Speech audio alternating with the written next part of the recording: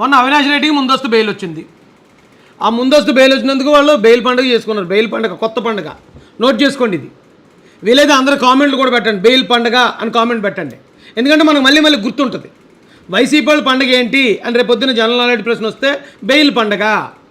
వాళ్ళ నాయకులు ఎవడన్నా బెయిల్ మీద బయటకు వచ్చినా, కేసు నుంచి ఏదైనా తప్పించుకున్నా, లేకపోతే ఏదన్నా ఇది చేసినా దానికి వాళ్ళు పండుగ చేసుకుంటారు. ఓకేనండి. ఇప్పుడు మేడం ఏం మాట్లాడిందో ఒకసారి విందామండి. పుష్పన్న నాకు 2 ఎకరాలు ఉన్నాయి, మీరు కొంటారేమో అని చెప్పి వచ్చి ఫైరింగ్ మూడ్ లో సాఫ్ట్ మూడ్ ఉంటే బెస్ట్. హలో, ఆ డిస్కషన్ లో ఉన్నాడా దస్తగిరి? ఉన్నాడా వాడు దస్తగిరి?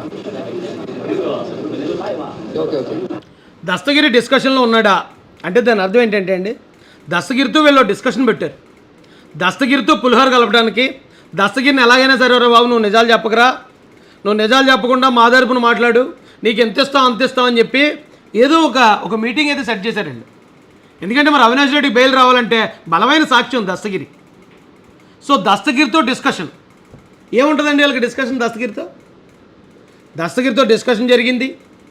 అలాగే మనం అనుకుంటున్నాం అవినాష్ రెడ్డికి బెయిల్ ఇచ్చాడు, ఎవరో మ్యాజిస్ట్రేటు అమ్ముడు పోయాడు అని చెప్పి కొంతమంది కామెంట్లు చేశారు. కానీ మ్యాజిస్ట్రేట్ అమ్ముడు పోయి ఉంటారు అని అయితే నేను అనుకోను. కానీ మ్యాజిస్ట్రేట్ మాట అన్నాడు అక్కడ, సిబిఐ అవినాష్ రెడ్డికి సంబంధాలు ఉన్నాయని సరైన సాక్ష్యం సమర్పించలేదు అన్నాడు. జాగ్రత్తగా ఆలోచించండి ఆ స్టేట్మెంట్ని. సిబిఐ వాళ్ళు అవినాష్ రెడ్డికి కేసుతో సంబంధాలు ఉన్నాయని సరైన సాక్ష్యం కోర్టుకు ప్రొడ్యూస్ చేయలేదట. మరి సరైన సాక్ష్యం లేకపోతే అతన్ని ఎందుకు అరెస్ట్ చేయమంటాడు? జగన్మోహన్ రెడ్డి గారు ఏం చేశారు? దాని ముందు 2 రోజుల ముందు వెళ్ళి ఢిల్లీలో కలిశారు అమిత్ షా గారిని. అమిత్ షా గారితో మంతనాలు జరిపారు.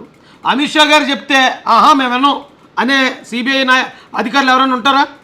సో అమిత్ షా గారు సిబిఐ వాళ్ళకి చెప్పుండొచ్చు, సరైన సాక్ష్యాలు ఏమో కోర్టుకు మీరు ప్రొడ్యూస్ చేయకండి, వాళ్ళు కోర్టు బెయిల్ అప్లై చేసుకుంటారు, మ్యాజిస్ట్రేట్ దాన్ని బెయిల్ ఇచ్చుకుంటాడు, మీరేమి మీరు సంపాదించిన సాక్ష్యాలు ఏమి కోర్టుకు సబ్మిట్ చేయకండి అని ఉంటాడు. ఇప్పుడు కేంద్ర ప్రభుత్వం సిబిఐని మ్యాల్ప్లేట్ చేస్తే సరిపోదు కదా, జడ్జిల్ని చేసి జడ్జిల్ని కొనక్కర్లే. ఇప్పుడు ఏదైనా ఒక మర్డర్ కేసు ఉందండి, ఆ మర్డర్ కేసులో మర్డర్ చంపాడని పోలీసు వాళ్ళు సాక్ష్యాధారాలు సేకరించి సరైన సాక్ష్యాలు కోర్టుకు సబ్మిట్ చేస్తే అది శిక్ష పడుతుంది. పోలీసులు సరైన సాక్ష్యాలు సేకరించకుండా మాకు ఆ సాక్ష్యాలు ఏం దొరకలేదన్నారనుకో కేసు కొట్టేస్తుంది కోర్టు. ఎందుకంటే జడ్జి గారు వెళ్ళి సాక్ష్యాలు సేకరించరు, జడ్జి గారు లాయర్లు వెళ్ళి సాక్ష్యాలు తీసుకురావాల్సింది పోలీసులే, అంటే దర్యాప్తు సంస్థ. ఇక్కడ సిబిఐ దర్యాప్తు సంస్థ. దర్యాప్తు చేసి ఈ గూగుల్ టేక్అవుటో లేకపోతే మరోటి ఏ అయితే ఆధారాలు దొరికాయో ఆ ఆధారాలన్నీ తెలంగాణ హైకోర్టుకి సబ్మిట్ చేసి ఉండరు వీళ్ళు. ఈసారికి సబ్మిట్ చేయకపోవడం వల్ల బెయిల్ ఇచ్చారు జడ్జి గారు. ఇందులో విశేషం ఏముంది? సేమ్ ఇక్కడ రోజా గారు కూడా అదే అంటున్నారు, దస్తగిరితో మంత్రాలు జరిపారట. ఉన్నాడా డిస్కషన్లో? ఎవరు మాట్లాడుతున్నారు అవతల నుంచి? వైఎస్ సునీతారెడ్డి గారు అయితే మాట్లాడరు కదా, ఈవిడితో వీళ్ళు వైసీపీ వాళ్ళు ఎవరో మాట్లాడుతున్నారు. ఉన్నాడా అంటే ఉన్నాడు అన్నారు, అన్నారు. లేడు అన్నారు అనుకో, లేడా రాలేదా అన్నేమో. అట్నుంచి కూడా ఉన్నాడు అన్నారు కాబట్టే ఓహో అంది.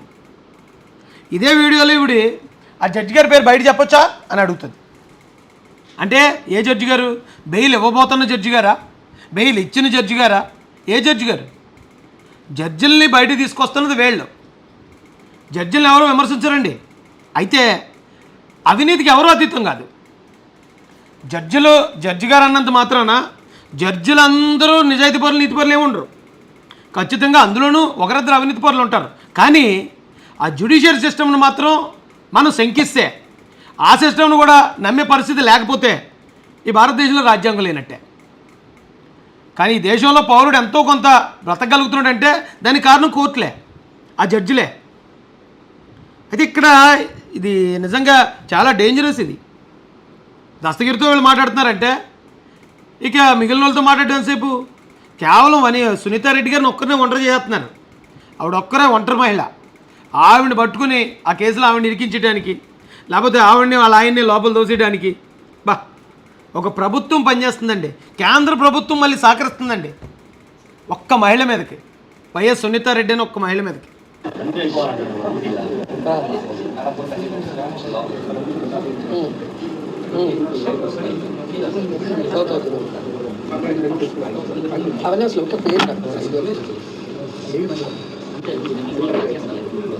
అవినాష్ అన్నది మరి మళ్ళీ తర్వాత అని మళ్ళీ నిట్టూర్పు.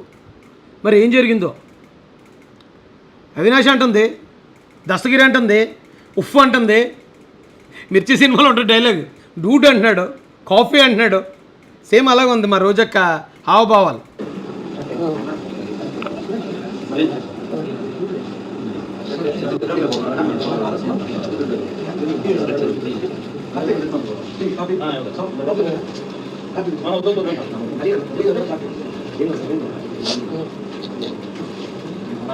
ఇటక్క రొంప చేసిందా?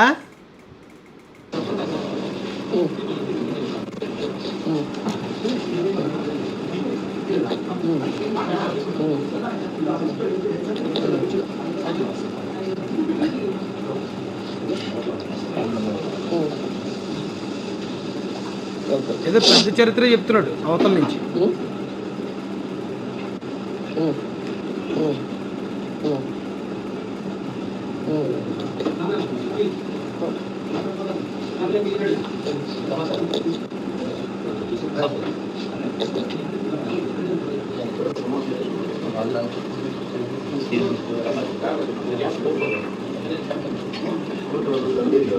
ప్రింట్ మీడియా వల్ల తప్పనిసరి ఇంగ్లీష్ పేపర్ హిందీ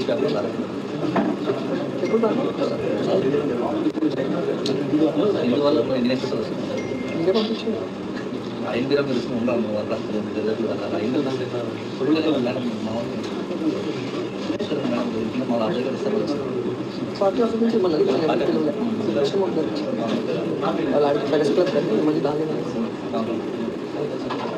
మళ్ళీ ఫోన్ వస్తుంది, ఆగండి.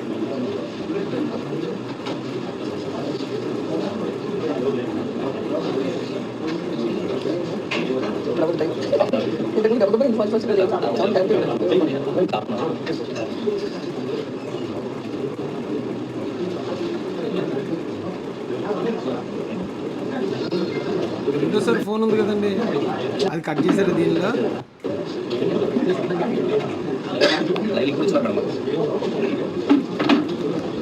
మహాన్యూసా? ఈ వీడియోలో లేదు అది. నెక్స్ట్ వీడియోలో ఇదే వీడియో, దానిలో ఆవిడ అంటుందండి క్లియర్గా, ఆ జడ్జి గారి పేరు చెప్పొచ్చా అని అడుగుతుంది.